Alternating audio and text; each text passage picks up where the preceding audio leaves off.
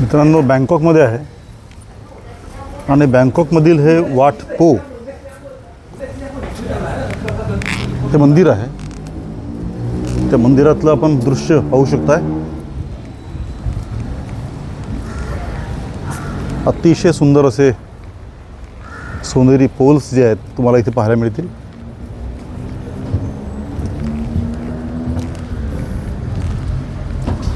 या मंदिराची फी जी आहे ही 300 बाथ एवढी आहे थाई करन्सीमध्ये. आणि या मंदिरावर असलेला चायनीज इम्पॅक्ट जो आहे हा तुम्हाला स्पष्टपणे दिसू शकेल. गौतम बुद्धाच्या मूर्ती आहेत आणि पॅगोडा पॅटर्नचे हे खांब जे आहेत हे वर वर सुंदर गेलेले तुम्हाला पाहायला मिळतील. आणि यांना उचलून ठेवणाऱ्या हातानं आपल्याकडे जसे द्वारपाल असतात तसेच हे चायनीज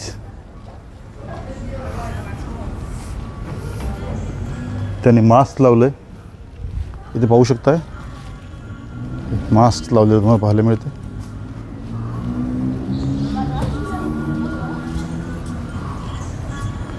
आणि अगदी सोनेरी नकाशाने सजवलेल्या खिडक्या.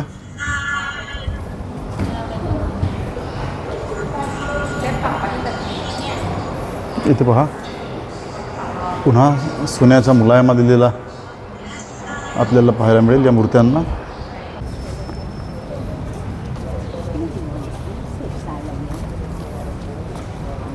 आणि हे मुख्य देवालय, गौतम बुद्धाची प्रचंड मोठी मूर्ती तुम्हाला इथे पाहायला मिळेल.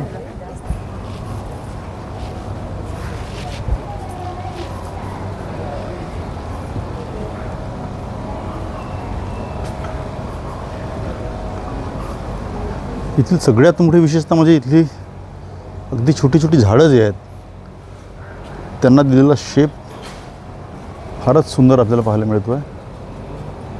झाडांचा आकार पहा, अतिशय सुंदर. पुन्हा लायन्स आहेत दोन बाजूला दोन.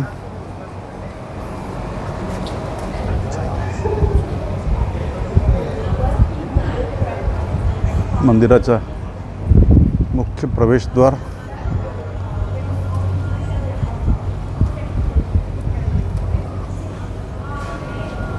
आणि इथे सुद्धा केंद्रस्थानी तथागत गौतम बुद्धाची मूर्ती अगदी सोन्याने झगमगत आहे.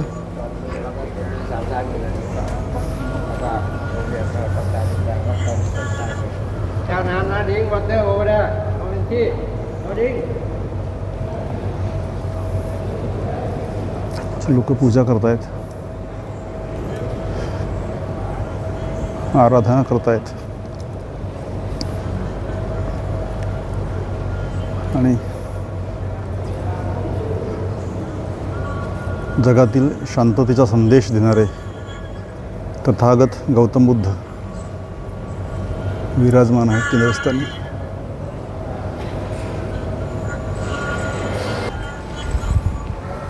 ना वेगवेगळ्या भागात वेगवेगळे एंट्रन्स आहेत आणि तिथेही तुम्हाला तथागत गौतम बुद्धाचे चेंबर्स जे आहेत ते पाहायला मिळतील. अगदी सोन्याने मळलेल्या ह्या सगळ्या मूर्त्या आहेत आणि म्हणूनच या देशाला सुवर्णभूमी असं एक नाव साजेसं दिलेलं पाहायला मिळतं. इथल्या विमानतळाचं पण नाव जे आहे बँकॉकच्या सुवर्णभूमी इंटरनॅशनल एअरपोर्ट का बरं दिलं असेल याचा अंदाज आपल्याला करता येतो आहे.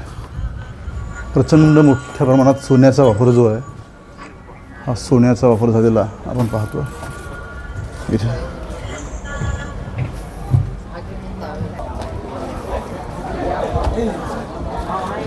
काही शाळेची मुलं आली आहेत इथे, स्थानिक शाळेची, आणि त्यांची कल्चर, त्यांचे ट्रेडिशन्स विद्यार्थ्यांना पण कसं दाखवता येईल याचा विचार या ठिकाणी होतो आहे.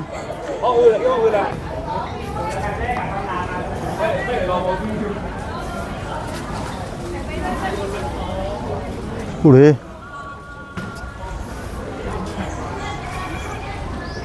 पुन्हा हे अतिशय सुंदर सजवलेले पॅगोडाज जे आहेत, प्रत्येक ठिकाणी तुमचं लक्ष आकर्षून घेतात. पाहू शकता आपण किती सुंदर आहेत पॅगोडाज.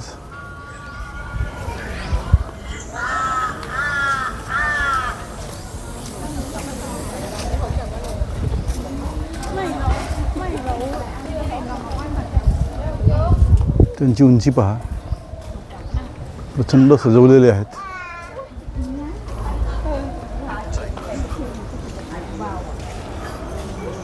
भारतातून बुद्धिझम या सगळ्या देशात आलं आहे.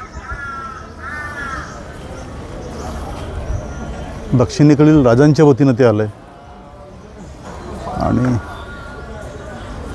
या राजांना धन्यवाद द्यावा लागेल.